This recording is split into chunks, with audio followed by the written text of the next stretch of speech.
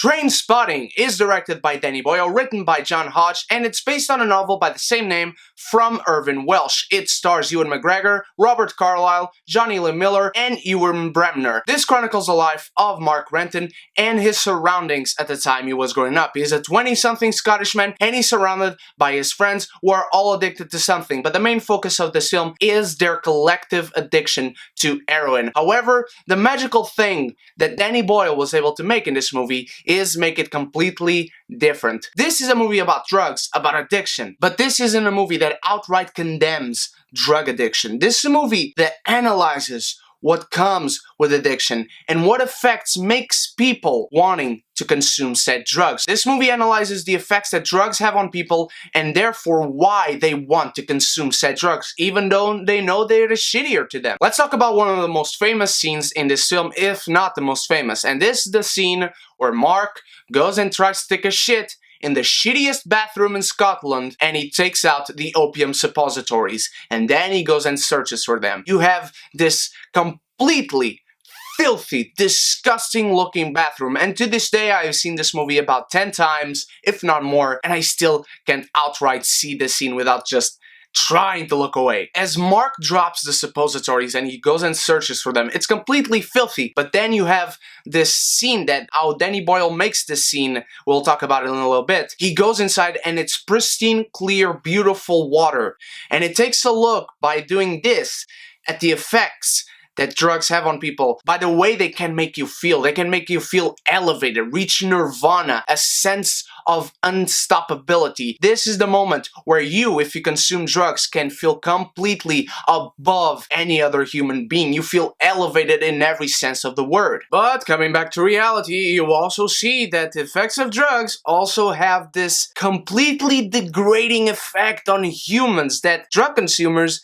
don't even notice. This completely degrades the human being to a state where others will look at them and say, this is disgusting, this is completely filthy, this is something that you're doing to yourself that it's not good, mate. And let's talk about right away what Danny Boyle makes this movie look like by the effects of drugs. He has this surrealism feel to it, in the sense that he makes the drug effects look like something completely out of this world. These people are on a completely different plane whenever the drugs kick in. These people are completely in another state, another dimension. They are completely in a different part of the multiverse. It's almost like you could say that these people, their souls transverse their body and are completely in two different places at the same time. You get this from the scene where Mark gets his kick in and he's completely submersed in the carpet in the house of Big Mama. You get this in a completely freak scene where he is locked in his bedroom by his parents, where he has to be on timeout because of what he has done. And then he sees Spud in jail, and he sees Tommy as he's starting to degrading into this world of drugs, because Tommy was a guy who did not consume drugs whatsoever. He just wanted sex, but then he starts degrading, and you start to see how Tommy is handling the situation, at least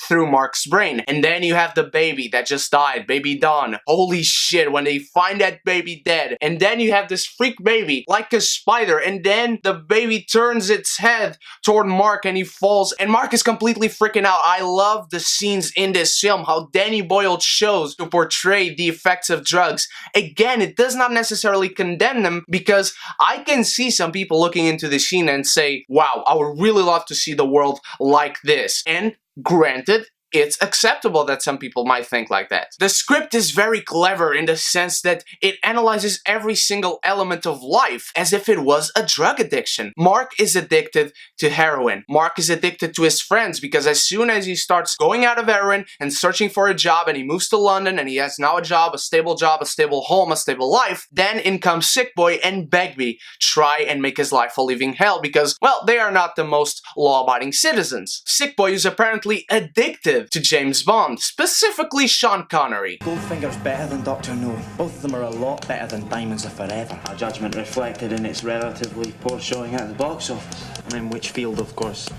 Thunderball.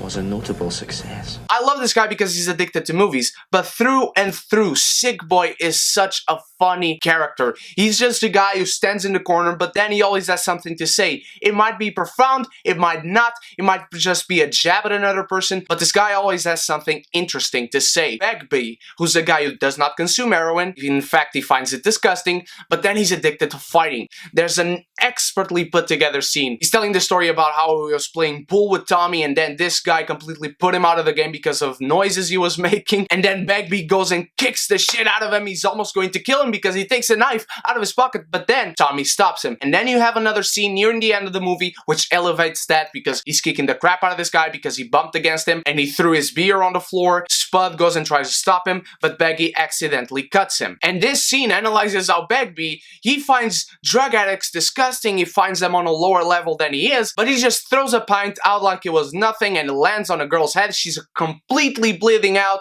and then in goes Begbie calling names to everyone else and picking fights with everyone else, and he starts a huge fight in a bar. Spud is the most general of these characters. He is addicted to drugs, period. Doesn't matter what drug it is, it's heroin and kick and speed and cocaine and whatnot. It's just everything. The funniest scene in this movie comes from Spud, where he's completely off his rocket, he's completely drugged out, he drank, he drugged, his girlfriend wants to have sex, and he's completely out of himself, he can't, and then he wakes up in the next morning, not even knowing where he is, and he has slimed the bed. How Spud goes and handles the scene, I cannot blame the guy. I would probably handle this situation maybe even worse than he did. Machine the new.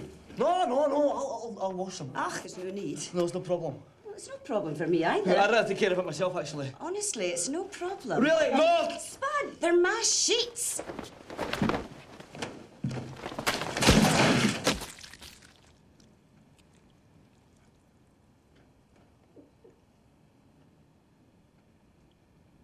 When I first saw this movie, that scene just completely cracked me up. I was out of myself laughing when I first saw this. This film also has many scenes where it treats food and the consumption of food as an addiction. You have all these guys consuming milkshakes and whatnot and then eating as they're watching TV. You even have the analysis of a normal life in the very beginning and the very end of the film. Choose life, choose a job, choose a career, choose a family, choose a fucking big television, choose washing machines, cars, compact displays and electrical tin openers, good health, low cholesterol, dental insurance, mortgage, starter home, leisure wear, luggage, three-piece suite, DIY, game shows, junk food, children. As an addiction, I'm going to do this and this and this and this and this, and you have a complete list of things that are consequential from one another, and he narrates them, and they are seen as an addiction to this guy. You can really look at it. Even a normal life is a fucking addiction. To me, Transpotting is genius in many ways. It's genius in the analyzation of characters, the analyzation of addiction, why someone is addicted, why someone would want to be an addict, and it really analyzes life itself. But it doesn't give you the answers. That's the ballsy element of this film. Addiction, life, food, friends, whatever. The movie asks you, is this good? Is this bad? Should you do it? Should you not? Should you condemn others than do it? Should others condemn you for doing it? This movie really asks you the questions of what is normal, what is abnormal, what is good, what is bad for you, for the world. The movie asks and lets you decide for yourself. Does never try to give you the answer, does never try to put its opinion or Danny Boyle's opinion in front of your own. To finish this off, let's talk about the very ending of the film. How Mark is walking out on his friends with the money, he left some for Spud because, well... And Spud, well, okay, I felt sorry for Spud. He never hurt anybody. And as Mark is coming closer and closer to the camera, it starts going out of focus. I don't know if this means it's bullshit or that he won't be happy with his life. We'll have to wait for Transpotting 2. I just love how Danny Boyle left it open from the very beginning. Would he come back for a sequel? Would he not? Doesn't matter. Take a guess. You decide for yourself. This is again the element that is ballsy about the movie. You decide if Mark Renton is going to be happy. You decide if Mark Renton is full of bullshit. This movie handles addiction in a very unique way, even for its time, in the very beginning of movies that handled addiction in a very different way, and this movie does it to this day. There's not one other movie that handles addiction like Transpotting does. It also shows you the beautiful side. It shows you the rock and roll element of consuming drugs. It shows you the addiction to sex, to food, to friends, because Mark knows that these people are completely poisonous. They are the ones that make his life shitty, but he doesn't go away from them because they are his friends. The only gripe that I have with Transpotting is that as soon as Tommy dies, they then decide to become drug dealers, and you have this stretch of the last 20 minutes of the film. Okay, they decide to be drug dealers, they're going to London, they already found a buyer, they sell it, Mark steals the drugs, and he goes away. Done. I would have given this movie another 15 minutes. Make these guys decide to be drug dealers, show them really searching for buyers and arranging the drugs and try to make prices stable for themselves, try and make a living for themselves, try and run with the money a little bit, and then you go to that final buying scene and that final journey, and through Mark Renton's own words, there are hits and there are hits. And throughout the whole film, you have this element. From the very beginning, to the toilet scene, to the shitty scene, to the scene where he's completely submersed in the carpet and you have this song about a very good day and he's having the shittiest of days, to the scene where he's locked in his bedroom with all the visions. Transpotting is completely different from what you might expect. And it has this beautiful, unique indie vibe, and that's a sensibility that Danny Boyle has throughout his movies, be it blockbusters or not, be it Oscars movies or not. Transpotting is deservingly a cult classic. Great performances, great characters, a great story, and great unique storytelling with very European cinema sensibilities. Transpotting is definitely one to watch. Transpotting is definitely a collector's item. What did you think of Transpotting, my beautiful geekies? Did you like it? Let me know what your thoughts are on addiction and on movies that deal with addiction. Let me know what is your favorite in the comments below. Thank you so much for watching, my beautiful geekies. You guys are the freaking best. I love you all. And if you are not part of the beautiful geeky community, click subscribe and the bell and join us so we can be geeky united.